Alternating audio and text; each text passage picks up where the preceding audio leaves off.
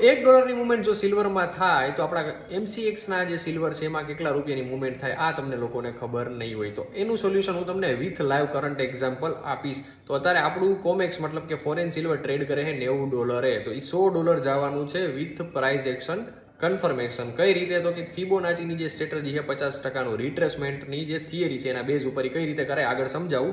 એની પહેલા કેલ્ક્યુલેશન સમજાવી દઉં કે 3.2 આઉન્સમાં ફોરેન કોમેક્સનું કેલ્ક્યુલેશન થાય. હવે એ હું તમને ટેકનિકલ શબ્દ કહીને કન્ફ્યુઝ નહીં કરું, બહુ સિમ્પલ રીતે સમજાવું.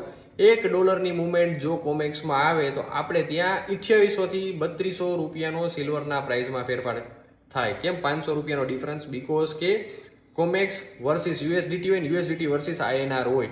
તો એમાં અત્યારે જો ડોલર આપણો ₹1 સામે ₹92 ટ્રેડ કરે છે, જો એ 85 હોય તો પ્રાઇસ ડિફરન્સ થાય. તો તમે અત્યારે ગણીને ચાલો $3200 ફેર આવે.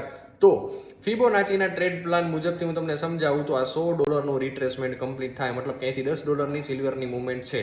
તો જો ટોપથી બોટમ અપ્રોચ ફિબોનાચીનો લઈને મારો તો આપણા MCX ના કેટલો મુવમેન્ટ આવે તો કે અત્યારે 2,85,000 સિલ્વર જે ટ્રેડ કરે છે એ આવનારા નેક્સ્ટ વીકમાં 3,20,000 તમને ટ્રેડ કરતું જોવા મળશે. કારણ કે કોમેક્સમાં $10 મુવમેન્ટ આવવાની છે.